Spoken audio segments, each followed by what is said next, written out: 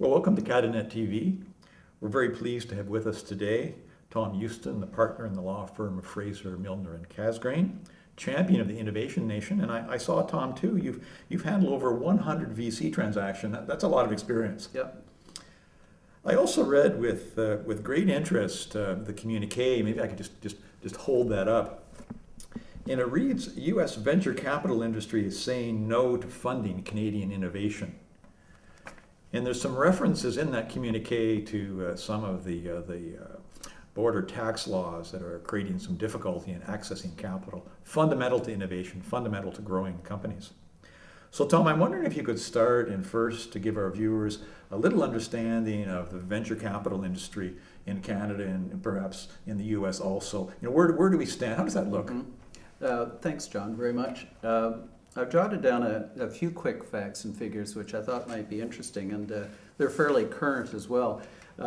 Venture capital investments reached a 14-year low in the third quarter of 2009 in Canada. And in Ontario, it was particularly off. It was off by over 87% relative to Q3 the previous year. So that certainly is confirming what my experience in terms of what we're seeing is the case. Venture capital fundraising is also at an all-time low, and foreign investments in Canada in Q3 were also quite a bit off, although not quite as far off, 24% off.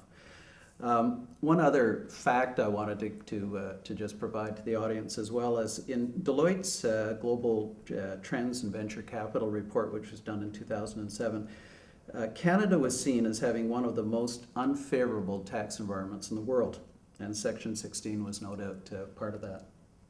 So our performance is very well documented, and obviously something that we should be trying to turn around. So I know, being a lawyer, I thought this whole issue of tax law, 116 clearance certificate, I think it's thought.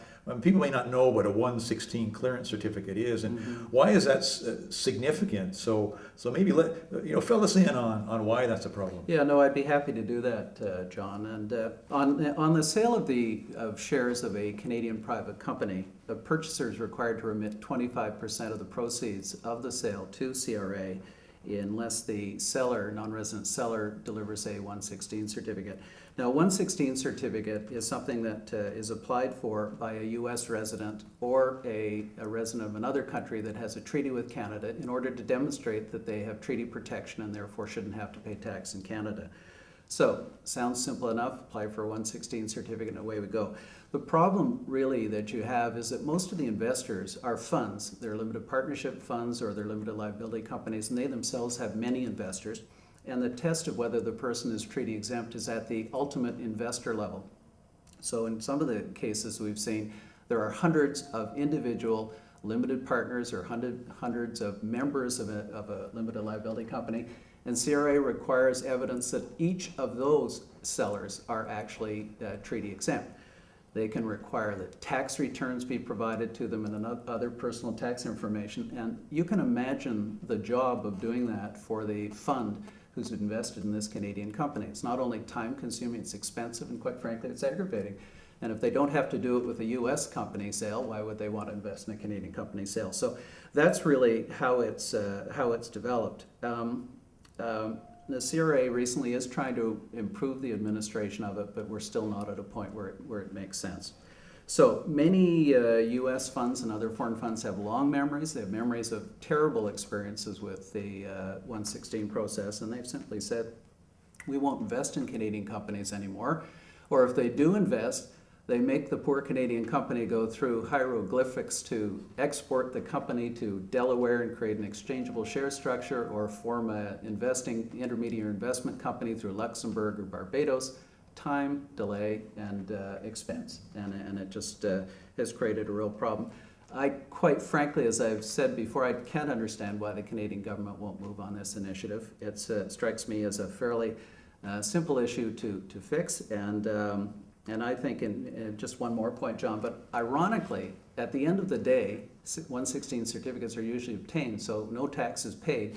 I don't really think there'd be a loss of revenue in any event. Meanwhile, you've put these people through the pain and frightened investors away. So we're blocking the border. I mean, it seems to me this would be a great announcement for the government to make if it's trying to create innovation in Canada. But my question obviously is it a complex solution? Like, how do we get out of this quagmire? Well, John, ironically, it's not a complex solution, at least the way we've looked at it and many other people who've worked in this area have looked at it. It does require an amendment to the Income Tax Act, but a fairly simple amendment. It would simply say that taxable Canadian property should not include companies whose principal asset isn't real estate or timber rights, and just take it right out.